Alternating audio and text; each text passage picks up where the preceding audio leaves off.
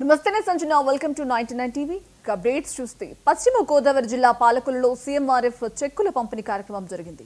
ఈ కార్యక్రమంలో పాల్గొన్న మంత్రి నిమ్మల రామానాయుడు మధ్యతరగతి వర్గాలకు వైద్యం కోసం సాయంగా చెక్కులను అందజేశారు. జగన్ రాష్ట్ర ఆర్థిక పరిస్థితిని చిన్నాభిన్నం చేసి అప్పుల పాలు చేశారని మండిపడ్డారు. రాష్ట్ర విభజన నష్టం కన్నా జగన్ 5 ఏళ్ల పాలనలోనే ఎక్కువ నష్టం జరిగిందని విమర్శించారు. గతంలో కూడా తెలుసో తెలియకో ఒక ప్రభుత్వానికి అధికారం ఇచ్చారు 5 సంవత్సరాలు. మరి గత 5 సంవత్సరాల్లో ఇప్పుడు చేసిన దాంట్లో కనీసం 1% అయినా జరిగిందా? మరి ఈరోజు కష్టకాలంలో కూడా ఎందుకు చెప్తున్నానంటే ఈ మాట మీరు అర్థం చేసుకోవాలి. ఈరోజు ఆర్థిక పరిస్థితి చాలా కష్టంగా ఉంది. 5 సంవత్సరాలు ఆయన పరిపాలనలో రాష్ట్రం అంతా తుడిచిపెట్టేశాడు. మొత్తం అంతా దోపిడీ చేశాడు, లూటీ చేశాడు, ఏమీ మిగల్చా ఖజానా. వాటితో పాటుగా మీ అందరికీ కూడా మళ్ళీ తల్లికి వందనం కింద 15,000 రూపాయలు చెప్పి మీ పిల్లలకి ఇవ్వాలి. అదేవిధంగా ఇప్పుడు ఆర్టీసీ బస్సులో టికెట్ లేకుండా మీ మహిళలందరికీ ప్రయాణం కల్పిస్తూ ఉన్నాం.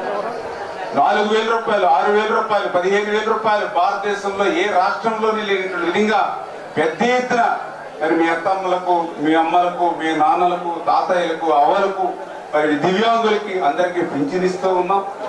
మీ పిల్లలు చదువుకుంటే 16,000 టీచర్ల పోస్టులు ఈవేళ భర్తీ చేస్తున్నాం. వాళ్ళ 5 రూపాయలకి అన్నం పెట్టేటువంటి అన్నా క్యాంటీన్లు పెట్టి ఈవేళ 2,50,000 మంది ప్రతిరోజు కూడా 5 రూపాయలకి అన్నం తింటూ ఉన్నటువంటి పరిస్థితి ఈరోజు ఈ రాష్ట్రంలో మేమందరం కూడా ఇస్తూ ఉన్నాం.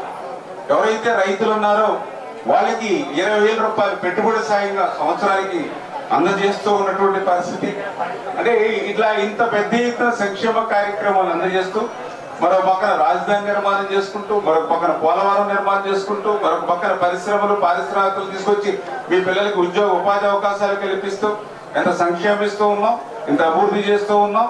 ఎటువంటి టైంలో అప్పులు పాలైనటువంటి రాష్ట్రంలో ఇంత అభివృద్ధి సంక్షేమం చేస్తూ ఉన్నారనంటే దానికి ముగ్గురు.